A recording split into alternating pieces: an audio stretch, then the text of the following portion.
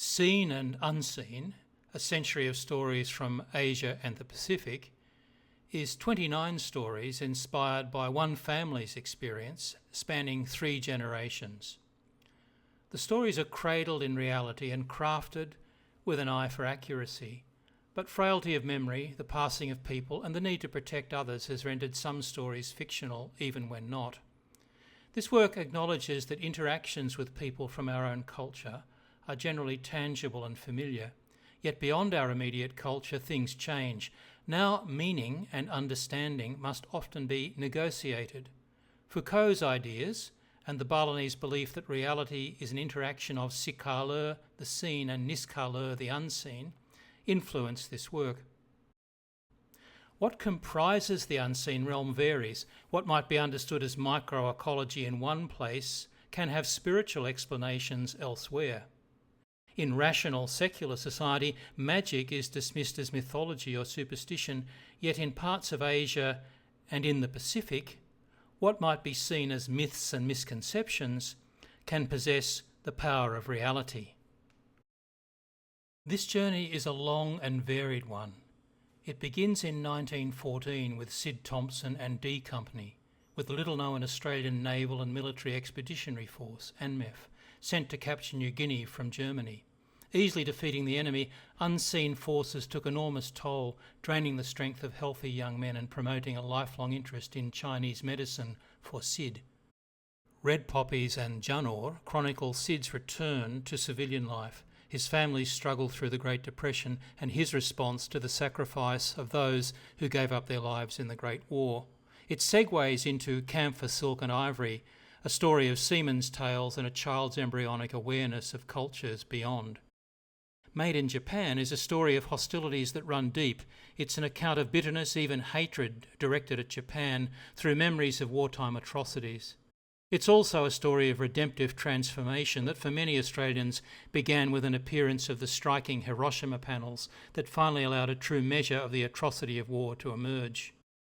Joss, Sticks and Krakenite and An Encounter with White Australia explore often unseen and unacknowledged Asian influences in Anglo-Australia of the 1950s, at a time when clear visions of the Australian region and its many cultures were still shrouded in the veil of the anti-Asian White Australia policy. Surviving the 60s is a personal account of a growing sense of region and of a desire to know the other, rendered more difficult by racism, the Vietnam War and the draft. It explores the discourse of a generation, confronted by the shadow of the Cold War and its monochromatic world. First Landfall is about a journey to Singapore in 1972 and an abrupt awakening, the realisation of being a cashed-up backpacker, a blow to romantic idealism. Following on, The Sublime to the Horrific reveals a couple confronting a primal issue, conception with complications, as they travel through Singapore, Malaysia and Thailand. 15 stories are set in Indonesia, spanning urban to traditional life. Beyond Bomber's Powers reveals an ancient spiritual tradition pointing to a harmonious balance with nature. In Balinese tradition, Bomber is an unseen power behind this balance, transforming and recycling, yet unable to deal with modern pollution. Balikpapan, looking backwards and forwards, employs the metaphor of the wayang kulit, the shadow play, revealing the past and the present, shaping out the future of Borneo and its once magnificent tropical rainforests.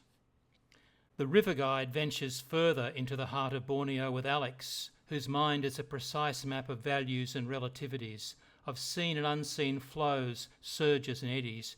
A journey of many hues, it affords opportunities to view the history of the river and its people, confronting new influences from the Ming to the present. Siberut and the Simple Life is a story of forest people, yet to develop the habit of money. It is also a story of their warmth and humour, but more importantly, one of exploitation and the destructive forces transforming their environment.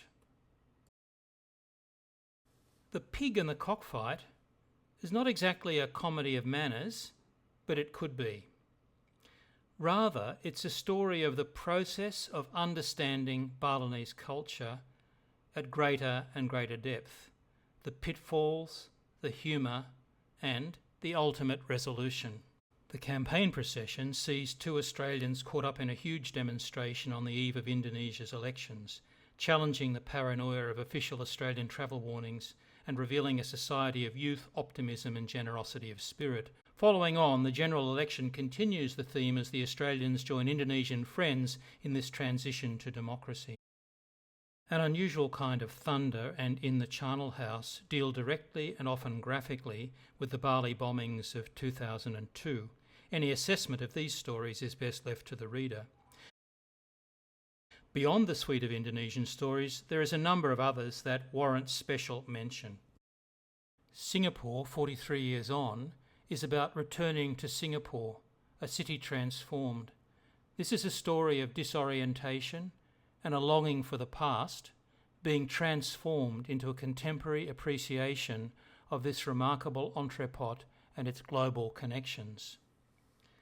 Vietnam, A War Revisited, is a story of the anti-war movement and the draft told retrospectively from Hanoi.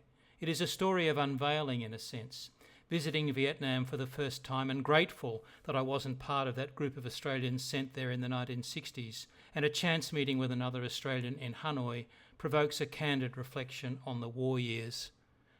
Finally, Sid Thompson returns in the more metaphysical tale Headland.